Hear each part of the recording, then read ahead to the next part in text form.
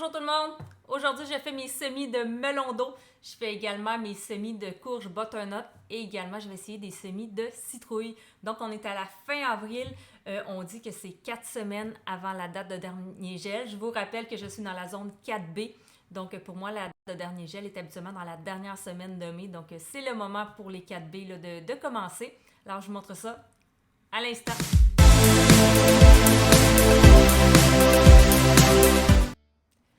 Donc aujourd'hui, fin avril, je vais semer des melons d'eau. Donc celle que je fais, c'est celle que j'ai fait l'année dernière, c'est des Blacktail Mountain.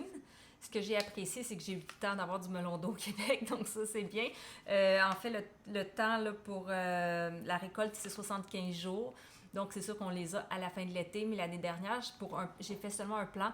J'ai eu 2 melons d'eau, mais 2 super melons d'eau, là, comme les meilleurs melons d'eau que j'ai mangés. Puis chez nous, en plus, moi et mes filles, on tripe sur le melon d'eau, donc ça dure pas longtemps, mais on était très contentes d'avoir nos 2 melons d'eau. Là, on les a bien regardés grandir là, tout l'été. J'ai déjà entendu aussi qu'il y a les Sugar Baby, si je ne me trompe pas, qui sont une sorte de melon d'eau là, qui se cultive bien au Québec. Donc, je ne peux pas vous le recommander, je ne l'ai jamais essayé, mais le Black Mountain que je prends à l'écoumène, j'apprécie beaucoup. Ce que je vais essayer aussi, j'ai fait tremper dans l'eau des graines de melon d'eau jaune. C'est un melon d'eau que j'ai acheté l'année dernière quand on était allé en camping, puis on l'a trouvé vraiment bon. C'était la première fois qu'on mangeait du melon d'eau à l'intérieur jaune.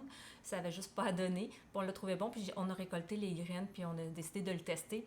Ce que j'ai fait, c'est que j'ai déjà fait un test de germination, savoir si les graines étaient stériles, si ça allait fonctionner. Sur 3 graines, il y en a une seule qui avait germé. Donc, j'étais bien contente. Je disais, ça va fonctionner. Puis finalement, la coque là, de la graine, elle était restée collée. En fait, c'est que ça a fait une tige, puis les cotylédons n'ont jamais été capables de sortir là, de la corse. Puis quand j'ai essayé de l'aider, finalement, en l'enlevant, mais je pense que ça l'a endommagé le plat, puis finalement, il est mort. Donc, je me réessaye. Je ne sais pas ce que ça va donner, ni au résultat au jardin d'ailleurs, là, si ça va donner des beaux melons d'eau, si c'était une variété hybride qui ne se reproduit pas à l'identique, j'en ai aucune idée. Je me souviens pas si je l'avais pris à l'épicerie ou dans un marché local, donc je ne sais pas trop. Aussi, je vais semer de la citrouille. Encore là, j'ai jamais fait de citrouille par le passé. Je me suis beaucoup informée. Mais moi, c'est des graines de citrouille que j'ai pris dans nos citrouilles d'Halloween là, cette année. Mes filles avaient envie d'essayer ça. Ils m'ont proposé ça. Donc, j'ai pris des graines d'une petite citrouille et une d'une grosse citrouille. Je vais les essayer. Si ça fonctionne pas, c'est pas grave. Je m'attends pas nécessairement à avoir des citrouilles. Là. C'est un trip comme ça qu'on avait envie d'essayer, mes filles et moi. Et puis, finalement, les mains parce que je ne veux pas mouiller les graines. Je vais faire de la courge butternut celle-là, je les ai pris chez Semences Ancestrales. J'ai jamais fait de butternut. Je fais souvent des zucchini. Ça, j'en ai fait plusieurs fois. Cette année, j'ai envie d'essayer la butternut. Le problème, c'est que j'ai pas beaucoup d'espace dans mon jardin. Fait que je fais un autre test, c'est-à-dire que je le teste dans des sacs de culture. Je sais pas si ça va fonctionner. Même chose pour mes citrouilles. Ça prend beaucoup de place, hein, des courges, donc je ne sais pas si ça va fonctionner, mais je vais pouvoir vous le dire à la fin de l'été là, si ça se fait dans des sacs de culture ou non. J'ai quand même des gros sacs de culture, mais quand même, là, je sais que ça vient très gros. Donc, je vais commencer par ça. Ce qu'on a besoin, bon, un terreau, j'ai à côté de moi un terreau humidifié, j'ai déjà humidifié. Je fais toujours ça d'ailleurs, là, vous le savez. On va avoir besoin d'étiquettes que j'ai coupées. Là, sont un petit peu croches parce que je me suis dépêchée. Là. Je les ai coupées dans un pot de yogourt.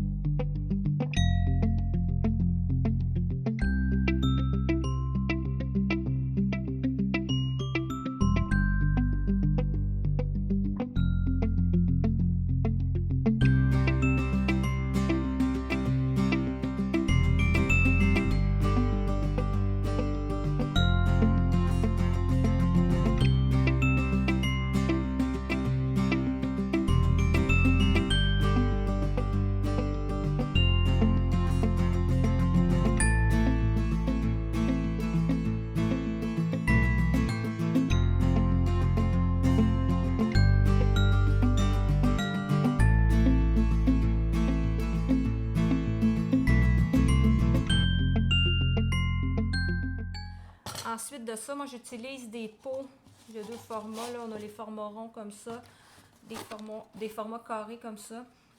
en tourbe. Moi, j'utilise ça pour tous mes curcubitacées. Je fais mes semences là-dedans parce que les curcubitacées, là, ça comprend les concombres, les melons, les courges, les citrouilles.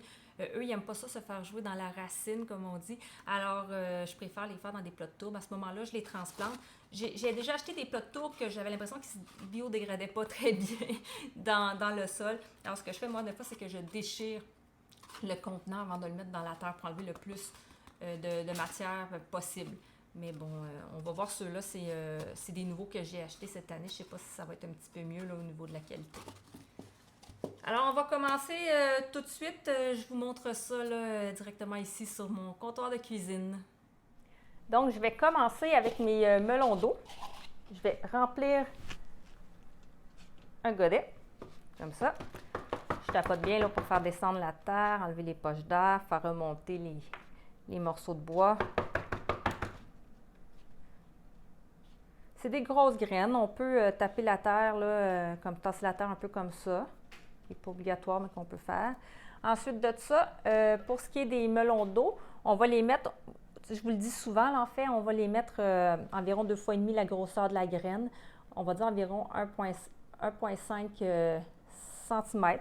Moi, ce que je vais faire, c'est que je vais en mettre 2 par godet pour être sûr d'avoir une germination. Je vais faire juste un petit trou avec mon crayon. Et je vais aller mettre les graines dans le fond. Et voilà. Puis je vais juste avoir, on peut remettre du terreau,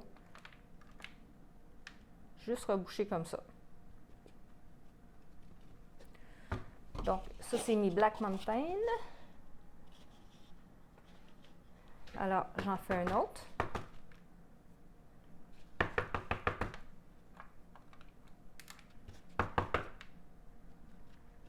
Ce que je vais faire un petit peu différemment. J'ai encore mes deux graines ici. Ce que je vais faire, c'est que je vais mettre ma graine dans le sol. Je vais juste la pousser. Moi, je mets le bout pointu vers le haut parce que c'est par là, sur le dessus, en fait, que la plantule, ça va s'ouvrir, que la plantule va sortir. Donc, je la mets comme ça. Alors, je vais juste venir la mettre comme ça et pousser avec mon doigt. C'est une autre façon de faire. Qu'importe la façon, là, les deux façons sont bien. C'est comme ça. Puis on va juste venir reboucher là, à la surface comme ça. Donc, je vais venir mettre mes étiquettes.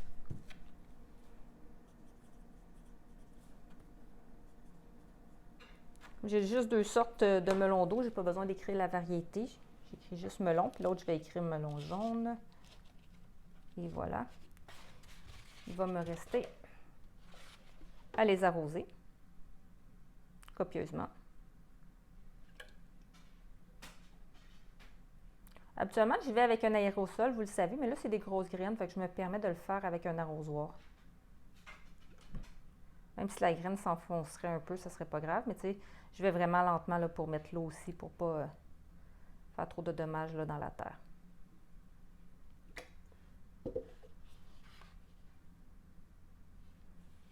Et voilà. Alors maintenant, je vais faire mes melons jaunes avec mes graines pris dans un melon d'eau.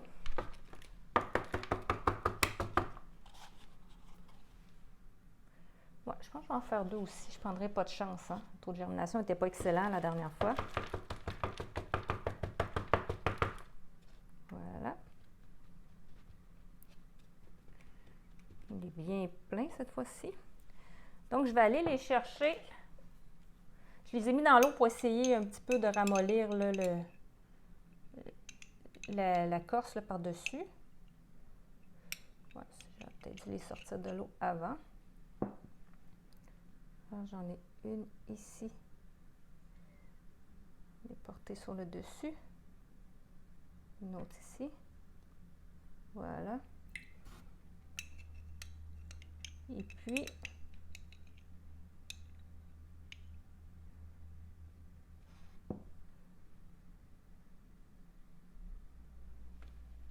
j'en ai 2 autres ici.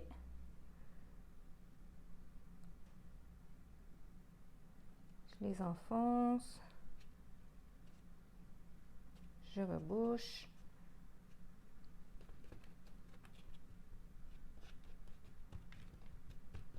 Voilà, on arrose.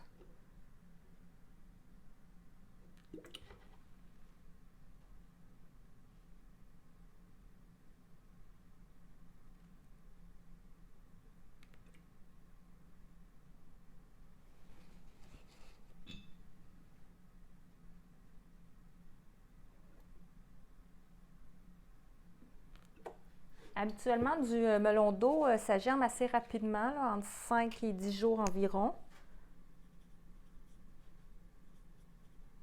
Ça prend une température élevée là, pour le melon d'eau. Donc, environ 25 à 30 degrés, c'est l'idéal. Si vous avez un tapis chauffant, ça peut être intéressant.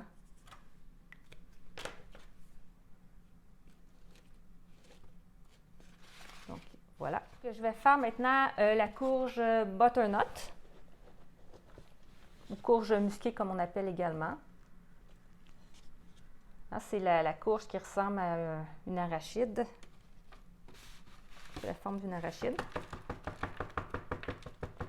Qui est très bonne d'ailleurs, la butternut. Moi, ce que j'aime faire, là, je prends des carottes, des pommes de terre et de la butternut. Je les coupe comme tout en frites. Je mets de l'huile, un petit peu d'épices. Je les mets au four. C'est vraiment très bon. Ça fait des frites de légumes. C'est vraiment excellent. J'arrive même à faire manger des courges à mes enfants de cette façon-là parce que de façon générale, elles n'aiment pas les courges. Donc voilà. Butternut, je vais en mettre juste 2. Je vais faire un seul contenant. J'en ai besoin de juste un. Là, je le dis tout de suite, j'en ai besoin de juste un. Des courges, habituellement, on va en mettre plus qu'un. On va en mettre au moins 2 pour qu'il y ait une pollinisation croisée qu'on appelle. Puis aussi, ça va permettre que si, par exemple, un plant a beaucoup de fleurs femelles et l'autre beaucoup de fleurs mâles, mais qui vont pouvoir à ce moment-là se polliniser. Parce que sinon, il faut attendre une fleur femelle et une fleur mâle sur le même plant, ce qui n'arrive pas toujours en même temps. Mais comme je vous disais, moi je fais un essai, fait que si ça ne fonctionne pas, tant pis. Puis je vais avoir, avec aussi, je vais faire des zucchini. Donc des zucchini verts. L'année passée, j'ai fait des jaunes, je vais faire juste des verts. J'en ai eu beaucoup des zucchini l'année dernière, puis comme je disais, mes enfants, ils n'en mangent pas, fait que j'en ai donné, fait que tant qu'à ça, je vais en faire moins. Puis encore là, je vais en faire juste un zucchini. Si ça ne fonctionne pas, la pollinisation, c'est pas plus grave que ça. Mais idéalement, si vous faites des courges, essayez d'en mettre plusieurs là, près les uns des autres. Si vous voulez récupérer vos graines, par exemple, faites attention parce qu'ils peuvent s'hybrider entre elles. Il y a certaines variétés de courges qui ne vont pas s'hybrider ensemble, mais de façon générale, là, il y a une hybridation possible là, quand on met des courges proches les unes des autres. Donc, quand c'est des variétés différentes. Donc, je vais juste venir arroser. Quand c'est les mêmes variétés, il n'y a pas de problème. J'ai mis mon crayon ici. Donc, butter.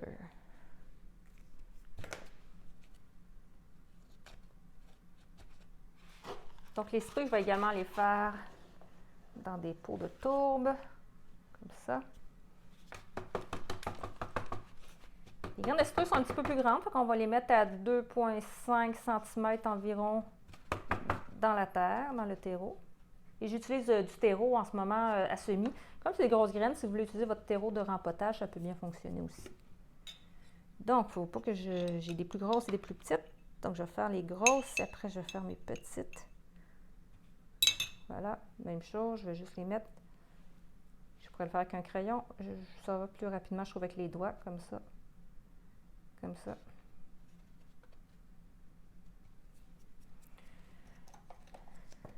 Grosse citrouille.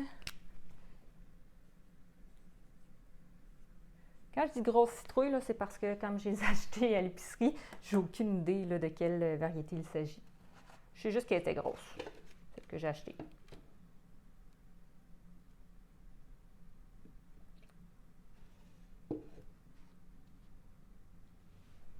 J'ai moins besoin d'arroser que certaines personnes parce que j'humidifie déjà mon terreau. Donc, le terreau est déjà bien humide là, quand j'y inclus la graine. Donc, j'en fais un dernier avec mes petites. Je vous ferai un suivi par la suite, savoir si ça fonctionne bien, si jamais vous vous posez la question. Donc, les petites, ça reste une grosse. Une petite et une deuxième petite.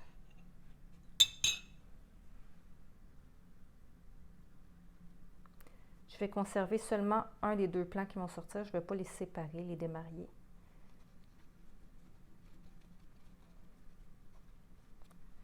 Voilà.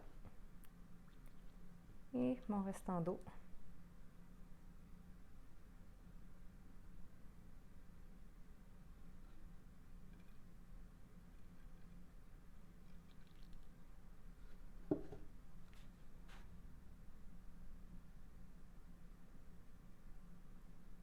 Juste vous dire, dans un pot de tourbe comme ça, moi, ce que je remarque, c'est que le terreau s'assèche plus rapidement parce que veut pas, la tourbe va absorber aussi de l'eau. Donc, il faut en mettre un petit peu plus pour bien humidifier à ce moment-là les pots. S'assurer que les graines sont bien en contact, qu'ils ont bien de l'eau, de l'humidité. Parce que vous allez voir que les pots vont devenir de plus en plus mous, ils vont être imbibés en eau. Donc, très important de surveiller l'arrosage. Voilà. Ah, je vais juste indiquer, hein. Petite citrouille. Je trouve que de faire des tests comme ça, ce qui est intéressant si vous avez des enfants, c'est que ça les impressionne un peu. Ça leur donne envie de faire des expériences, ça leur donne envie de mettre les mains dans la terre, d'aller dans le jardin. Donc, vérifier est-ce que ça a fonctionné. Si leurs idées, des fois, on a des fois, ils ont des petits noyaux là, qu'ils ont dans leurs pommes, dans leurs fruits. Ils me disent, est-ce que tu veux les garder, maman, là, pour les mettre en terre? Donc, je trouve ça intéressant là, de voir leur engouement là, pour ce type d'expérience. Alors, je vous tiens au courant là, pour ça. Donc, j'espère qu'une fois de plus, vous avez apprécié cette vidéo qui est un petit peu plus courte que d'habitude. Donc, si vous avez envie de semer vos melons d'eau, vous avez envie de commencer à semer des courges, faites attention, il y a certaines courges. En fait, la butternut, je la commence tout de suite, mais toutes les autres sortes de courges, je vais les faire seulement dans la première semaine du mois de mai. En fait, de ne pas les commencer trop tôt parce qu'ils grossissent vraiment vite. Pour un, ils prennent de la place dans la maison, je le dis souvent, mais aussi, on veut les mettre au jardin quand ils sont un petit peu plus petits, puis ça grossit très vite, ça a des grosses feuilles, donc puis le temps de maturité est très rapide. Alors, on n'a pas besoin là, de les partir aussitôt, par exemple, que les solanacées, notamment les piments, les aubergines et les tomates. Donc, les cucurbitacées, habituellement, c'est au mois de mai au Québec, du moins dans une zone 4B. Donc, c'est sûr que moi, je fais toujours une moyenne, là, mais faites attention aussi aux gelées tardives. Donc, moi, je ne les mets pas en terre avant la première ou parfois même la deuxième de juin. À date, on a du retard là, sur notre printemps. Si on a un peu de retard sur l'été, c'est sûr que pour moi, ça va être la deuxième semaine de juin. Je suis un peu conventionnelle là-dessus, là, traditionnelle, dans le sens que oui, je fais plein d'expériences, j'aime ça tester des choses, mais je prends pas de risque là, quand c'est le temps de mettre mes semis ou mes transplantés à l'extérieur. J'ai envie d'avoir un résultat, une belle récolte. Moi, je cultive pour ma famille, je veux qu'ils mangent des légumes pendant l'été. Donc, je risque pas là, à ce niveau-là. Donc, vos melons, vos courges, dites-vous là, si vous les faites en même temps, pensez à une température autour de 25 degrés, vous allez être correct là, pour tout ce qui est curcubitacé à ce niveau-là. Si vous avez des tapis chauffants, hein, ça l'aide tout le temps, donc vous pouvez les utiliser. Si vous n'en avez pas de problème, là, ça va germer quand même. Ça peut être juste un petit peu plus long, là, la germination. Je vous montrerai quand je les mettrai au potager. Là, les curcubitacées prennent beaucoup d'espace dans notre potager. Donc, c'est pour ça que moi, j'en mets pas en grande quantité, à part ce qui est du concombre. Là, pour moi, j'en veux beaucoup. Là, on aime beaucoup le concombre. Mais pour les autres, là, je me restreins là, par rapport à mon espace. Et aussi, vous dire, là, toutes les informations dont je vous donne, c'est pas toutes des informations que j'ai toujours dans ma tête à jour. C'est-à-dire que moi, je me tiens toujours j'ai un petit cahier Canada, là, j'en achète à mes enfants, puis je m'en achète en même temps. Je mets des notes à l'intérieur de ce que je fais pendant l'année, les résultats que ça donne, combien de temps ça a pris germer. Moi, je regarde tout ça, je trouve ça intéressant de le voir, ce qu'ils disent en moyenne versus ce que moi, ça donne chez moi, avec ma température, avec mon type de terre. Donc, je fais vraiment ça. Je regarde aussi sur les sacs de semenciers, là, sur les petites enveloppes. Je vais voir sur les sites des semenciers. J'utilise beaucoup le site là, de Semences ancestrales, même si je n'ai pas acheté nécessairement mes graines là tout le temps, parce que je trouve que c'est vraiment clair. Tu as des conseils de culture quand on va sur les différentes cultures. Puis je trouve ça super pertinent. Je trouve que l'information, je la trouve rapidement également. Et j'inscris ça là, dans mon petit cahier Canada. Donc, oui, je vous transmets des informations. Oui, avec les années, ça fait plusieurs années que je fais un jardin. Donc, il y a des informations que je connais relativement par cœur. Mais mon cerveau n'a pas un espace de stockage aussi grand là, pour tout retenir. On doit penser à plein de choses dans la vie. Hein. surtout quand on a une petite famille. Donc, je l'écris, puis je vous conseille de faire la même chose, de tenir à jour là, ce que vous faites, vos semis, les dates de semis et tout. Donc, j'ai dit que ça serait pas très long. Puis là, je parle beaucoup, fait que je vais vous laisser. Donc, je vous remercie d'avoir écouté la vidéo. Je vous laisse avec des images de Léa. On ne l'a pas vu aujourd'hui là, pendant ma vidéo. Elle était très tranquille pendant la vidéo. Par contre, ça a été autre chose pendant la préparation de la vidéo. Donc, je vous laisse voir ça en images. Alors, merci. Au revoir.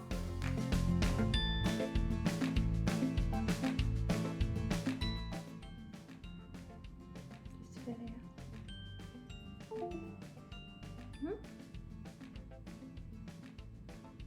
Qu'est-ce que tu fais, bébé?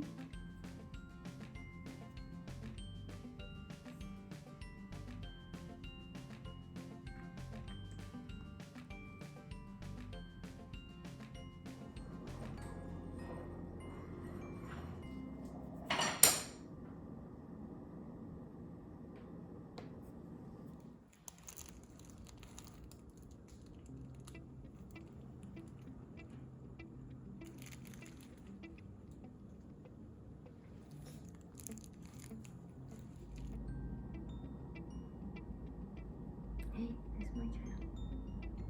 Je vois plus rien.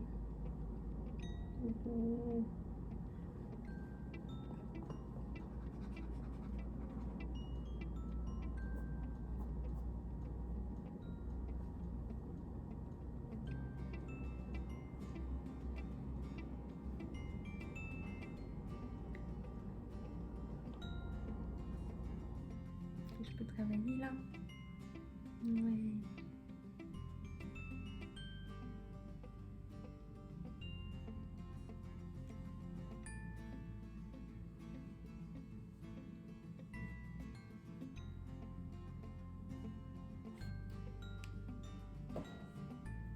Merci.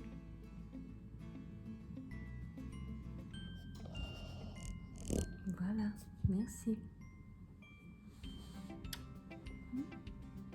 Tu me laisses travailler maintenant? Ouais.